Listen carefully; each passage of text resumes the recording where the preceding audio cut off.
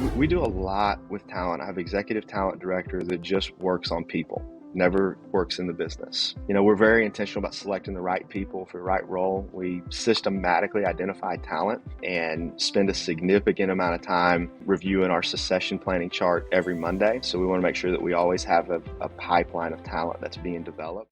Welcome to Build Your Culture Brand with Dr. Jay Rains. Successful leaders make building healthy culture a priority.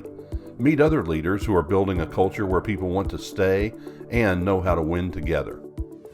Hey leaders, welcome back to Build Your Culture Brand. I have with me today AJ Roller from the Chick-fil-A Markham University, Little Rock, Arkansas.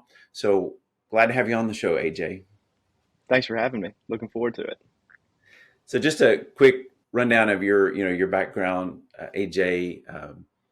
You actually started at the McCain Mall there in Little Rock, Arkansas in 2019, and just 6-7 months before COVID. So we're going to get into that story a little bit. But then you were awarded the drive-through only location there on Markham University in Little Rock in 2021. So, but there's some other interesting backstory to your business career, your entrepreneurial journey. You started a lawn care business as a young man, growing up at home, and also you started a service business for restaurants right before you were in the Chick-fil-A business. And so I want to hear a little bit about that. But you got some advice from your dad one day. You're really grown your lawn care business. You can tell a little bit about how you grew that. But then you had a kind of an epiphany moment with your dad. I'd love for you to share that story. Yeah. So Dad came home one day. We had about an acre lot inside town, and he was real particular about it being mowed with a stadium cut. And he gets home, looks at it, and it was mowed with a stadium cut, but the lines weren't straight. They were all crooked. And so he looks at it and looks at me and he says, it's the middle of the summer. I'm dripping sweat. Felt like it was 120 degrees, about like this week outside. And so I had spent, a couple hours, 2-3 hours out there mowing it with a little Honda push mower that was not self-propelled. I'm having to push so it was pretty manually intensive for a 10, 11-year-old, whatever age I was. And we step back and look at it and the lines are crooked. And he says, are you proud of that?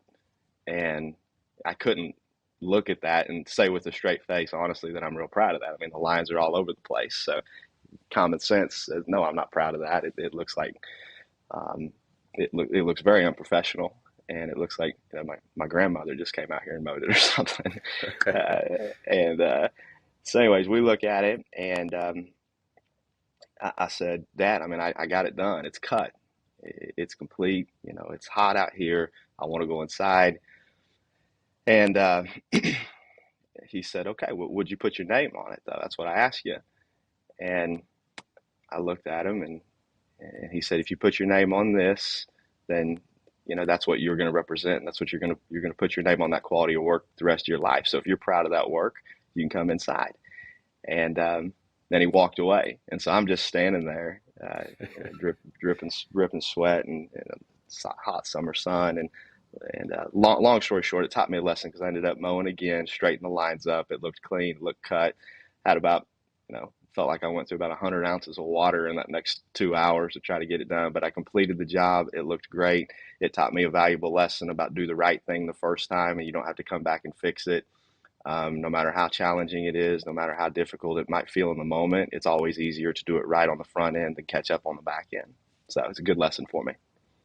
That is, I love it because, first of all, I know your dad and I've worked with him before overseas on some projects. And so he's a dear friend. And so knowing that story, knowing, kind of how he was ingraining that excellence in you. And that was also the stadium cut was something you'd done for other customers. He was wanting to know, Right. are you going to do that at home? So that's really good. So left your signature a little straighter after that. That's a good way to put it. That's awesome. Good deal.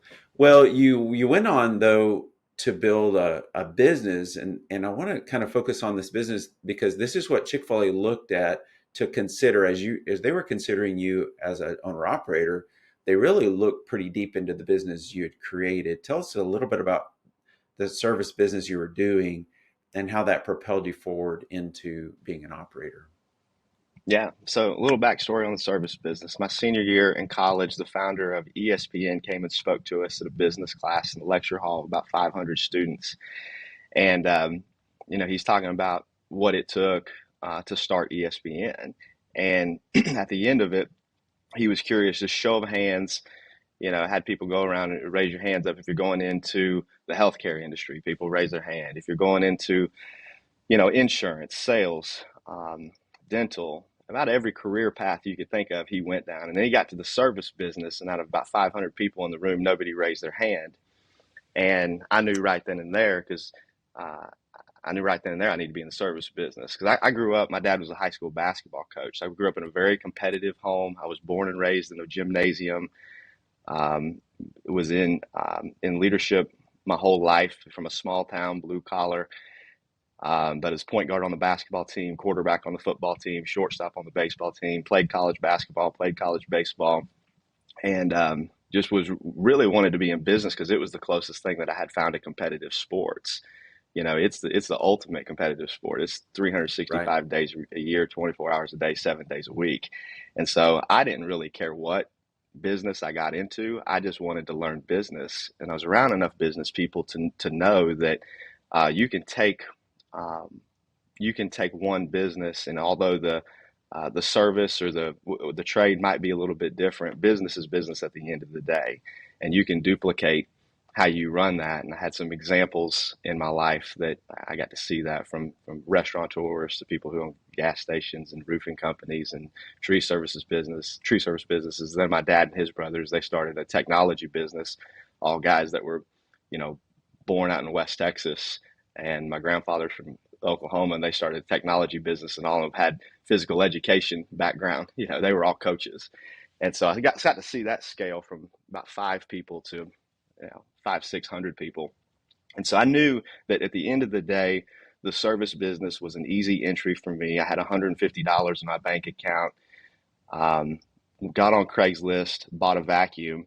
I knew I wasn't afraid of hard work and was going to just pull up my bootstraps, get after it. And so I put a suit and tie on and started going around to commercial office buildings asking if I could clean their building. And it took me, 3, 4 months to get my first account. First account was, I believe, $65 a week. And I cleaned it once a That's week awesome. while I was working at a restaurant on the side. It was a very, high volume restaurant, Lambert's Cafe.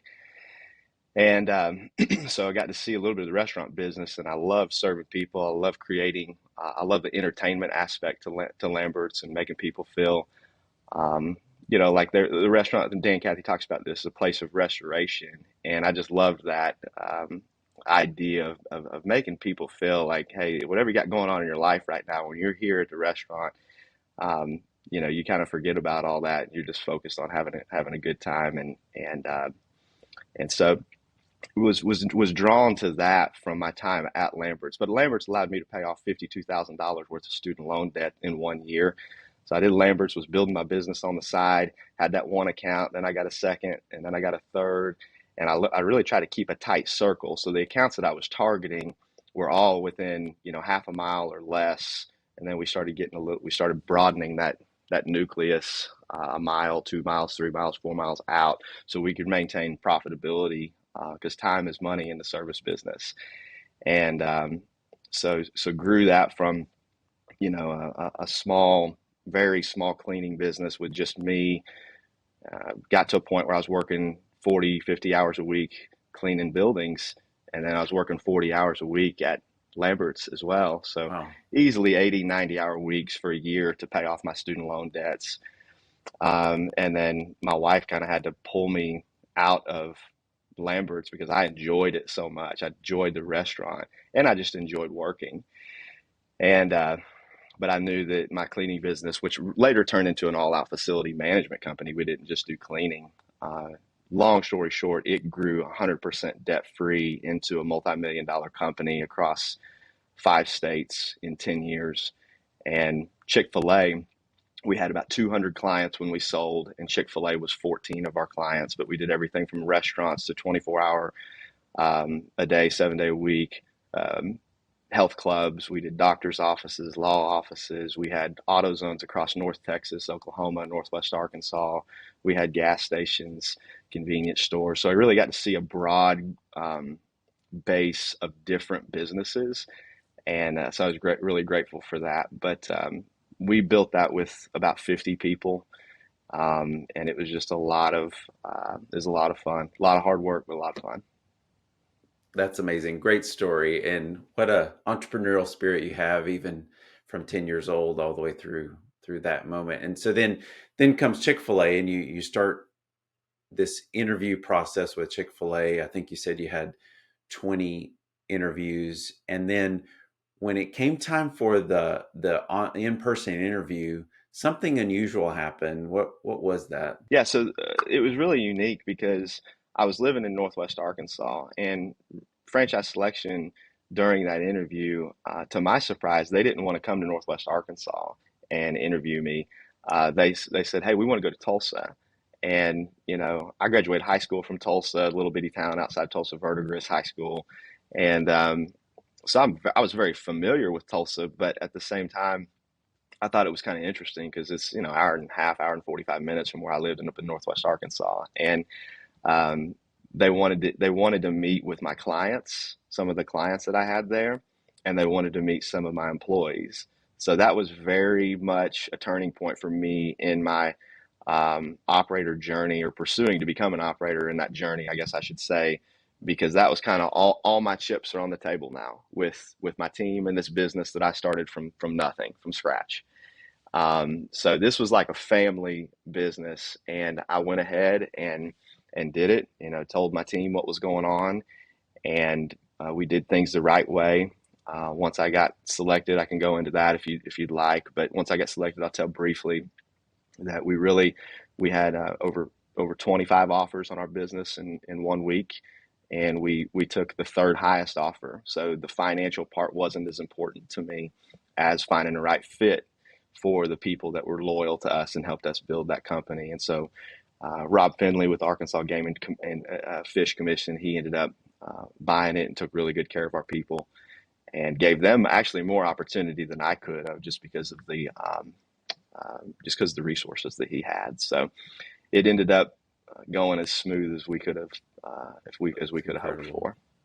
Good So for you. Yeah, I just thought that was fascinating how they did that interview a little bit differently with you. And so good job. Hey, AJ, one question I like to ask just to help our listeners learn a little bit about your leadership style. And I use this idea, from the superhero world of what's your superpower and what's your kryptonite. So when you think about leadership, what would be something that you would say helps you stand out as a leader? And then what kind of works against you, your superpower and your kryptonite? yeah, it's a good question. Every blessing there's a curse. Every curse there's a Right. blessing. My leaders Right. hear me say that all the time. So I don't know. I'd say my superpower, if I had to say something, is just my ability to overcome adversity. It's created a high level of resiliency for me throughout my life. Going back to growing up a small town, blue collar coach's kid, to, growing up in the church and seeing my parents raise my brother and I in the church, and then them getting divorced when I was 14 years old, um, and having to overcome that all throughout my high school and college. And, that created a lot of resiliency in and of itself, just that, let alone, the athletic background and blue collar and sports and all of that. So, I think that has been a huge part of why I've had success in business. So you got that resiliency. Then what's the thing that kind of works against you? Your what you might call your kryptonite. I would say I'm pretty guarded. I play things close to the chest, Okay. and sometimes, um, that's one of my kryptonites. And then another one is I can just become consumed with work and just focus on work. Um, so, like I said, to every blessing there's a curse, That's and every right. curse there's a Well, blessing. and I can see how resiliency and that guardedness can really work together. Now, those that resiliency though worked in your favor in your first assignment with Chick-fil-A, and you were given a mall location there, McCain Mall in Little Rock, Arkansas, and it was like 7 months before COVID. Every mall operator struggled the more than anybody during COVID, and so more than anybody in the Chick-fil-A industry, that is. And so, share with us a little bit about what happened in those 2 years, and then you had some innovations in there. I'd love to hear about too. So, tell us the McCain Mall story. Sure. So many stories that I could tell about McCain Mall. Looking back on it, I'm really grateful for that because I got to learn Chick-fil-A, and so I got to learn that at a low volume. We were the lowest volume mall in the Southwest region when I inherited it. Knew it was going to be a dogfight, and so got in there, rolled up my sleeves, created buy-in in a similar way that I did at Markham University. And it's just, getting in there, being there every day, working hard, outworking everybody. Nobody's going to outwork me whenever I take over a situation like that. And that's kind of the mantra or mentality that I've had in all of my businesses is I'm not, going to be the smartest guy in the room, but I'll outwork anybody. And then when the time comes, I'll outwill everyone. And I've taken that approach. In my cleaning business, the lawn care business, and then I took it into McCain Mall. And fortunately, had a great team, great community that bought in. North Little Rock is a very blue collar community, so it was a great fit for me. And those kids, a lot of them were kids. They bought in, and we turned it around. Overcame a lot of adversity. We had fires, we had mall closures, we had traumatic events. We're in a fight. Yeah. And every day that I pulled up to the mall, I felt like I had to prove something, not just to myself, but I had to prove something to my team because I knew it was a great opportunity. Most of them came from broken families. Most of them came from really challenging situations that were not white collar situations. And they had never seen somebody overcome obstacles or been a part of something, a team that had overcome obstacles. And so really, um, it was a tough year and a half, 2 years, but we made it out of it. And fortunately, I had a business consultant at the time that I think really resonated with me and believed in me and went to bat for me when a food truck opportunity came open. He saw what we had done in that first 7 months. We still grew sales. We grew transaction counts. We grew check average. We brought the IPO down, did all those things, trying to control what we could control. But then we got a food truck. And when I got that truck, I said, you know what? I got nothing to lose here. And I took about $35,000 of my own money and bought a catering van, bought a POS system, drove around Arkansas, the whole state, and got 30 business licenses in 30 different communities. Spent a lot of time meeting with chambers of commerce and city councils. And, this food truck had to get permitting done in every one of these towns. So fire inspection, had to find a place to park it. Every city has a different sales tax percentage that they require, so I had to build that into our back office system, and then we had to market it. And so started off really small and started close to my mall in Sherwood for the first 2 weeks, so we could work out the kinks and build our operational expectations and systems and processes and so on and so forth. But at any rate, we were able to grow it and scale it, and I think in our first month of business, we did over $130,000. Wow. That's awesome. So yeah, it became a huge part of our business at McCain Mall. And then we opened up 12 curbside spots in addition. So took the mall from just under a $1.2 million mall to just under a $3 million mall. So That's incredible. I remember there was a time in there, AJ, where, I think there were 14 trucks in the chain at the time, and I think you hit number one there for a while, didn't you? yeah, we were kind of back and forth between 1, 2, and 3. Okay. So yeah. Well, good for you. But What a story of resiliency. I mean, that I know there are operators out there right now that can resonate with some of those struggles, maybe not nearly all of those, but What an incredible story of rising in the midst of a challenge and a difficult time. And then that sets you up for an opportunity that came pretty soon thereafter in 20, end of 2020. I think you and I were talking and then you received or were awarded their 2021 Chick-fil-A Markham University, which is a drive-through only. And so maybe explain a little bit about, that journey of taking over that location that was an existing, and I think it had been a freestander. They dropped it down to a DTO. Isn't that right? So, what was it? Yeah. Tell a little bit about what's been going on since that new adventure. Markham University was a huge blessing because I wasn't planning on that opportunity to come. The operator that was there before had been there for 14 years and did a fantastic job. Um, but he got an opportunity closer to where he lived over in West Little Rock, and ironically, I lived in Midtown, so I lived about a mile and a half away from the restaurant that I'm at right now. And so when that opportunity came available, I jumped on it. Had talked to some other operators that were veteran operators in the chain that had been with the brand for a long time, and knew there's some other opportunities coming in the state and in the Southwest region. We kind of wanted to stay here, and but after speaking with those operators, it was just very clear to me that there's no guarantees. That those are green dots on a map, so to speak. And this was a guarantee that was right in front of me, right down the road. I'd already moved 8 times in 10 years. This is a facility management business. We were in Northwest Arkansas, Springfield, Missouri, Tulsa, Oklahoma, Oklahoma City, Dallas, Texas. And so I was running all over the place trying to get that thing going. And then we moved down here in a rental our first year, bought a house back in the Heights, Kamek Village area. And so it was just the thought of moving and starting over again, especially, I just felt like we had something that we were really building that could be special, that people in our community and on our team could resonate with. Yeah. Everyone on my team knew that nothing had been handed to me, and I didn't want to leave that.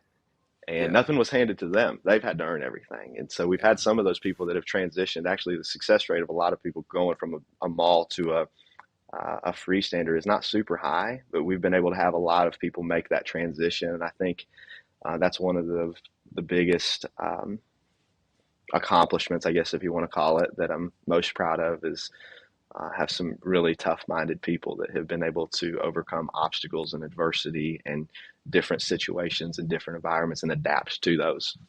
And so Markham University, like I said, was right down the road, applied for it.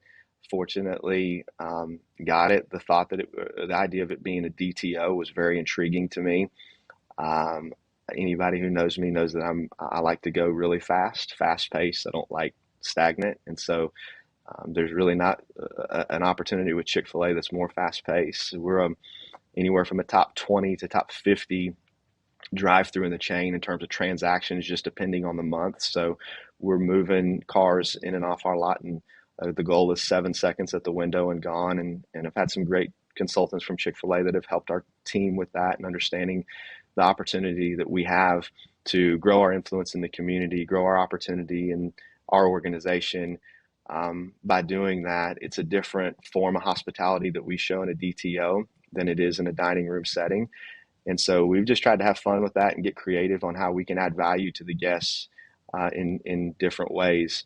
But it's been a great store. We've seen it go to 7, 8 million, 9 million.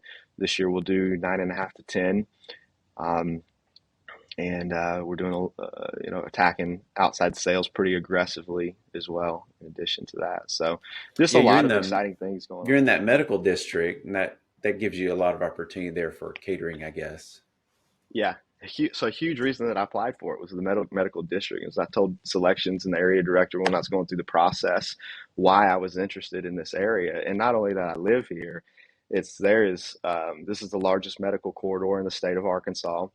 So UAMS is right down the road from us. Baptist is down the road from us. St. Vince, the VA, Arkansas Children's, all in our back door. The state capitol. There's more people with a college degree in Midtown Little Rock than anywhere else in the state. Markham and University intersection is the most heavily trafficked intersection in the state of Arkansas. So the cars are here. Our lot's not ideal, honestly. It's on the side of a hill, right in front of Park Plaza Mall.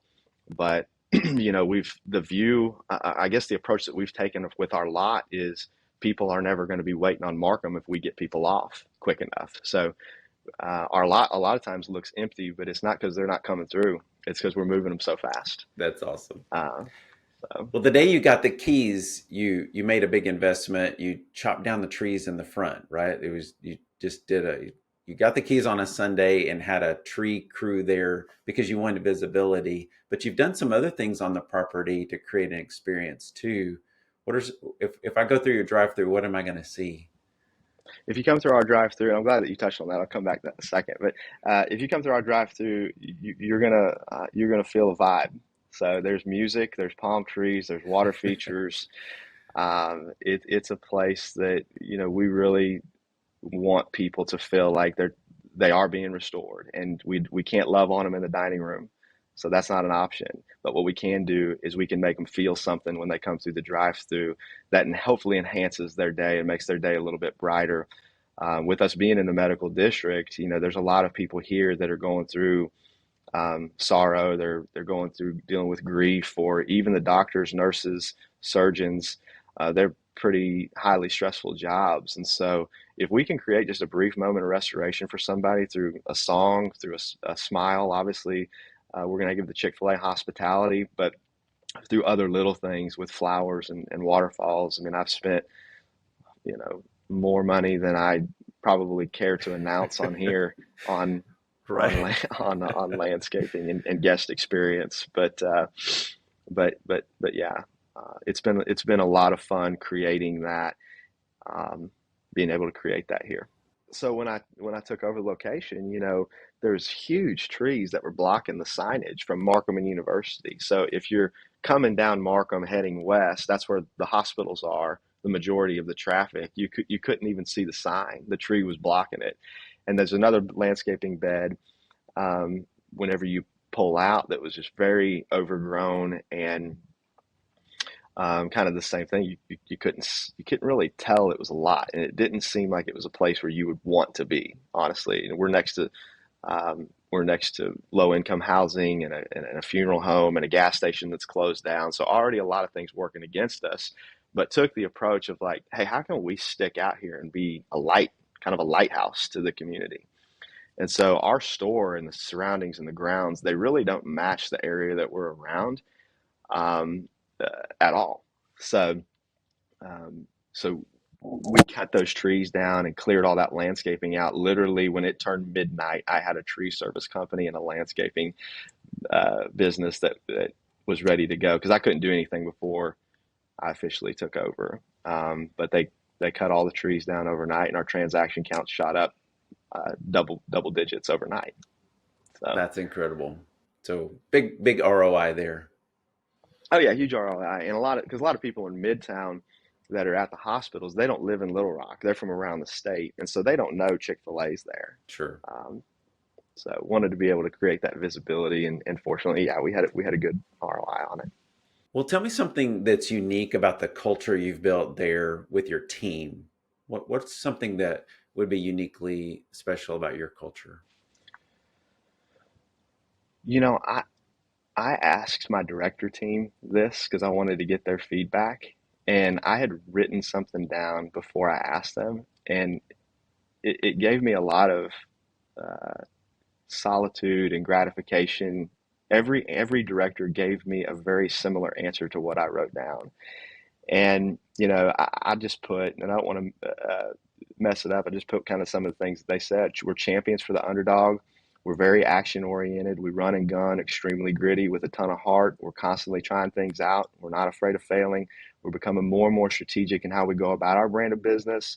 We have a very diverse team. We have city, country, different ethnicities, a broad socioeconomic background, have incredibly high emphasis on food safety.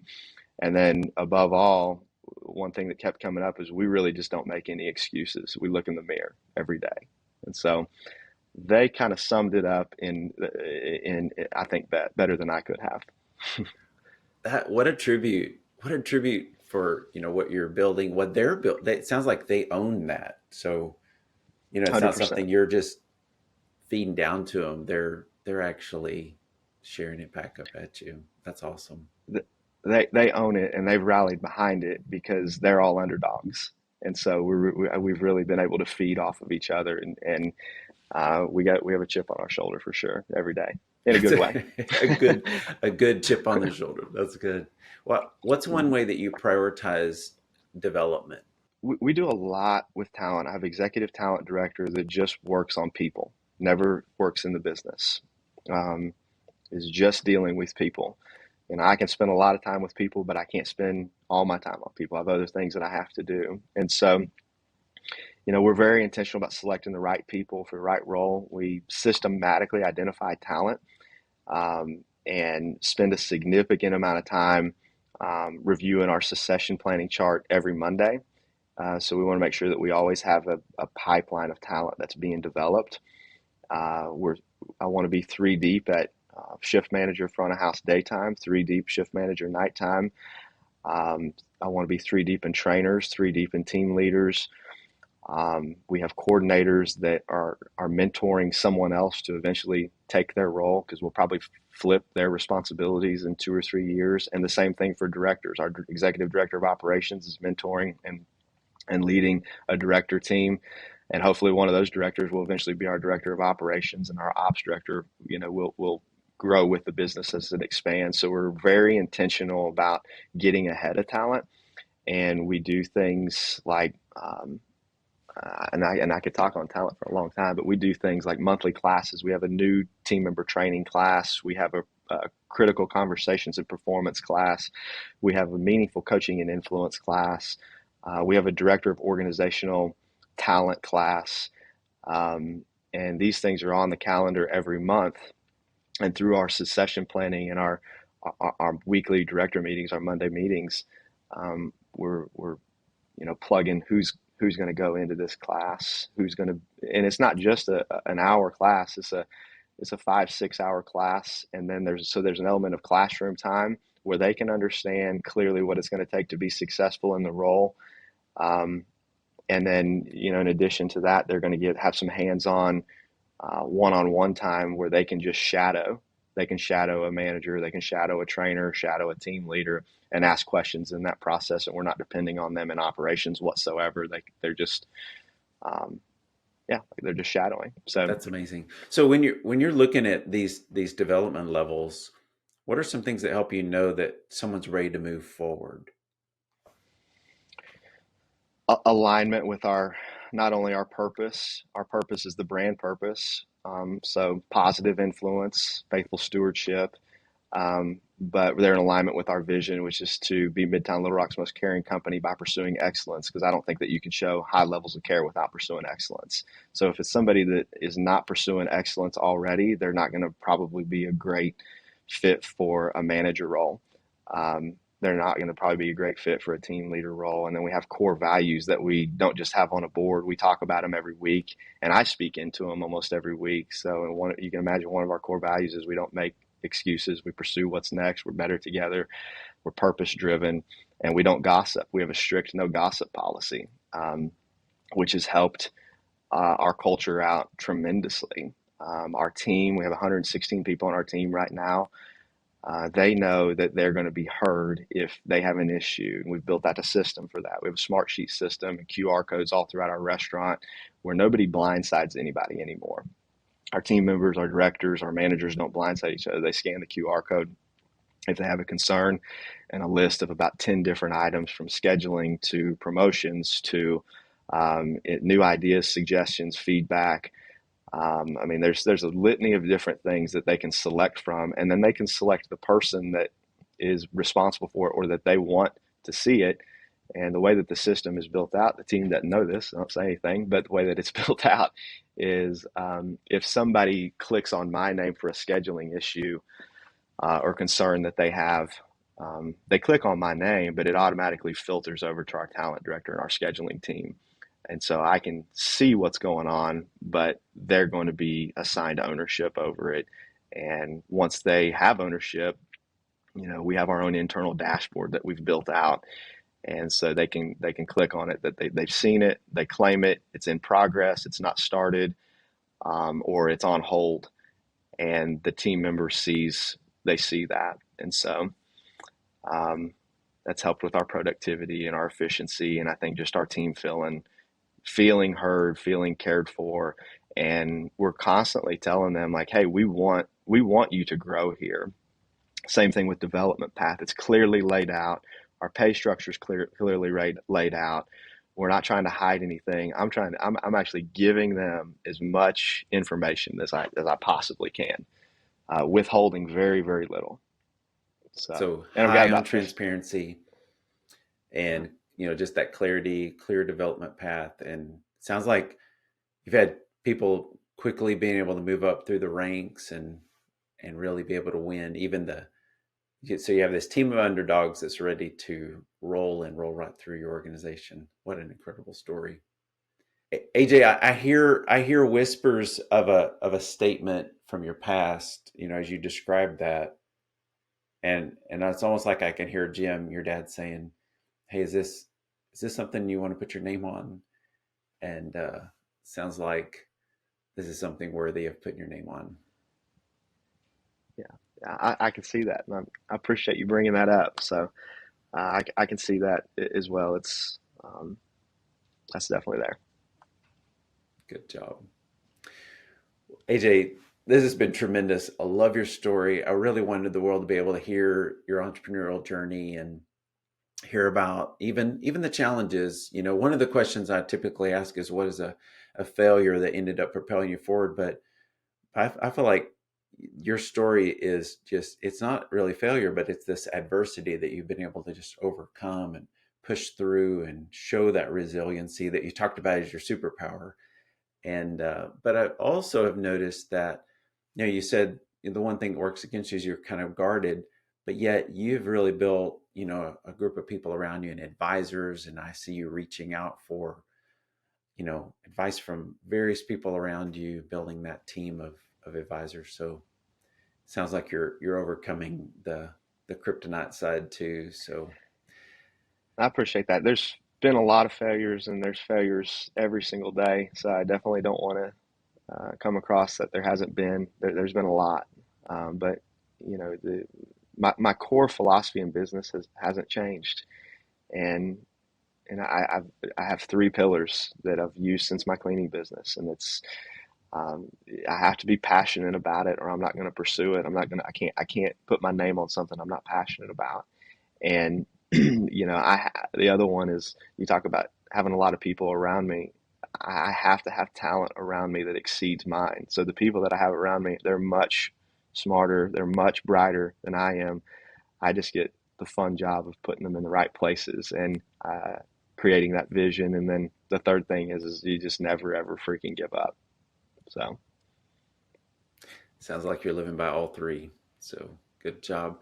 AJ, thanks for joining me on the show. I know this is going to be great for our listeners out there to just be encouraged and challenged. And you may have some excellence visits coming your way, because I imagine people are going to want to see more about your development path, because that sounds very robust, very built out. I love the 3 deep mentality. That sounds like that might be coming from the sports world, just learning from coaching, and that you're always building your bench. So good for you. Thanks for being on the show. Thank you for having me. Appreciate it, Jay. Grateful for the opportunity, and thanks for everything that you've done to help. We didn't talk about that, but you were actually a huge reason why I was able to get prepared for coming to Markham University. And you wouldn't say this, but you did it pro bono for me, and it really helped me see the business at a higher level. And I have not forgotten it, nor will I forget it in the future. So thank you for everything that you've done investing into me and my leaders. Really grateful. Absolutely. It's been a joy. Thanks for your friendship too. Take care, AJ. We'll see you again real soon. All right. Sounds good. Thanks, Jay. Thank you for listening to Build Your Culture Brand with Dr. Jay Rains. If you enjoyed this podcast, please like, comment, and share. See you next time. We would like to note that Leaders Q serves individual owner-operators and their teams and is not affiliated, endorsed by, or in any way officially connected with Chick-fil-A Incorporated.